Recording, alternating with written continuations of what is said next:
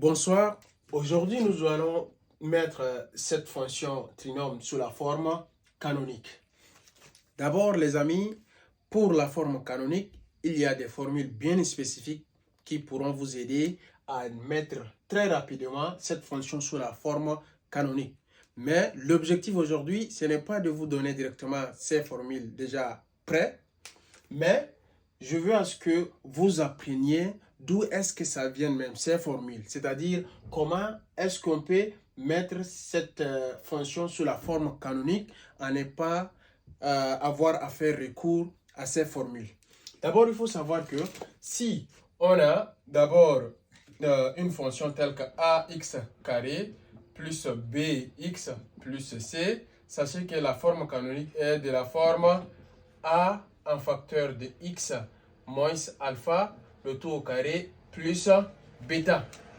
Les amis, ça, c'est la forme canonique de notre fonction. Donc, si notre fonction est sous cette forme, ça veut dire qu'on l'a déjà mis sous la forme canonique. N'est-ce pas, les amis?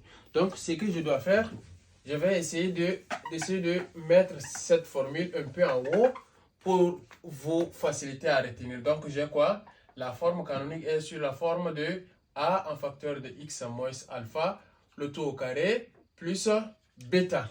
Donc, moi, j'ai déjà mon trinôme ici et je veux le mettre sous cette forme.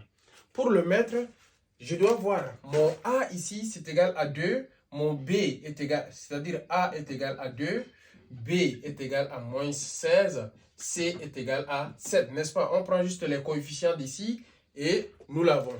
Par contre, on veut mettre sous cette forme. Je vois que a ici, mon a est égal à 2, n'est-ce pas? Donc, si je dois factoriser par 2, je vais mettre ce 2 là en facteur, d'accord? J'ai quoi? Qu'est-ce qui va me rester ici? Il va me rester x carré, d'accord? Et 2 fois combien ça me donne? 16. Je sais que 2 fois 8, 16. Donc, je fais moins 8x, d'accord? Plus 7. Jusqu'à ce niveau, je n'ai rien fait d'extraordinaire. Tout ce que je fais, j'ai juste mis le 2 en facteur. Si ça multiplie, j'ai quoi? 2x carré moins 16x plus 7. D'où notre trinôme de base. Donc, je dois faire quoi? Je fais ça. Et je vois que ça, c'est le début d'un carré. Parfait. Ça, c'est le début d'un carré. C'est quoi? Par exemple, si on a cette identité remarquable a moins b, le tout au carré, ça me donne quoi? A carré, d'accord? Moins 2 fois a fois b, plus b carré. D'accord, les amis? Si je vais ici comparer mon x carré, c'est comme si c'est a carré ici. Et je vais faire 2 fois combien qui va me donner 8x. Je sais que 2 fois 4, x, ça me donne 8x comme ça. Donc, je dois réécrire ma fonction égale à 2 en facteur de x carré, d'accord? Moins 2 fois, d'accord? X, d'accord? Fois 4. Déjà, si je vois 2 fois x fois 4, ça me donne 2 fois 4, 8. 8 fois x, ça me donne 8x, n'est-ce pas? Donc, jusqu'à ce niveau, je n'ai rien fait d'extraordinaire. J'ai juste réécrit ma fonction ici. Et je vois que le a carré, c'est x carré. Le 2 est ici. Le a, c'est x. Le b ici, ça doit être 4, n'est-ce pas? Donc, mon b, je sais automatiquement que c'est 4. Alors, si b est égal à 4, est égal à 4, et ma fonction s'arrête ici, alors qu'ici, il y a b carré. Moi, je veux faire de telle manière que je vais aussi avoir le terme b carré ici. Qu'est-ce que je dois faire? Je dois ajouter le b carré et en même temps le soustraire. Si j'ajoute à une expression un nombre et je le retire, c'est que je n'ai rien fait d'extraordinaire. Je n'ai rien changé à mon opération, ou bien je n'ai rien changé à mon égalité. C'est-à-dire quoi? Si je fais ici plus b moins b, j'ai rien fait. Ça revient à 0. C'est comme si je n'ai même rien touché à ma fonction. Donc, je fais quoi? Comme je sais que b, c'est égal à 4 déjà à partir de ce niveau, j'aurai plus, d'accord? 4. D'accord? Je fais plus 4 au carré, d'accord? Moins 4 au carré. Déjà, ici, je sais que ça donne 0. Si ça donne 0, alors je reviens encore à ma fonction de base. Donc, je n'ai rien modifié ici. Je ferme ma parenthèse et le plus 7, je ne l'oublie pas. Je fais plus 7. Donc, je reviens. J'ai quoi ici?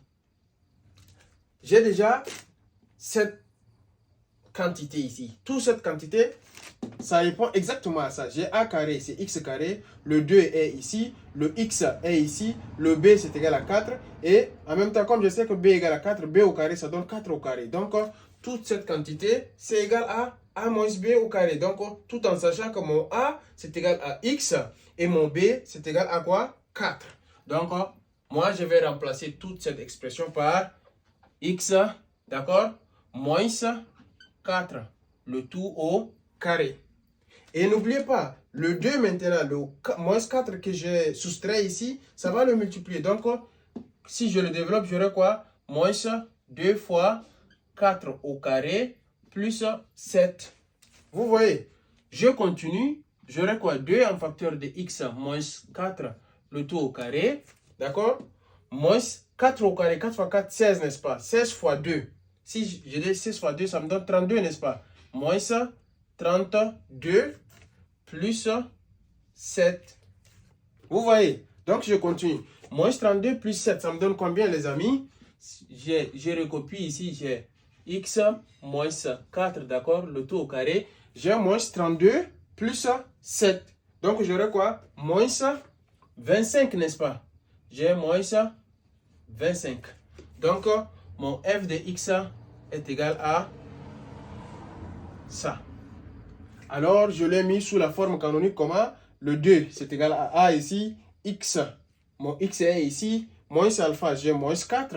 D'accord, le tout au carré, le tout au carré. Et ici, mon bêta, c'est égal à 25. Donc ici, déjà, à ce niveau, j'ai réussi à mettre ma fonction sous la forme canonique. Les amis, comme je l'avais dit au début, il y a des formules qui vont vous peut-être faciliter la tâche à aller très rapidement. Mais je préfère nous donner voilà comment est-ce que vous pouvez jouer sur les opérations pour parvenir à ce résultat. Et commentez, laissez un commentaire si vous voulez à ce que je vous donne aussi les formules qui vous permettront de partir très rapidement à cette forme canonique. Merci bien.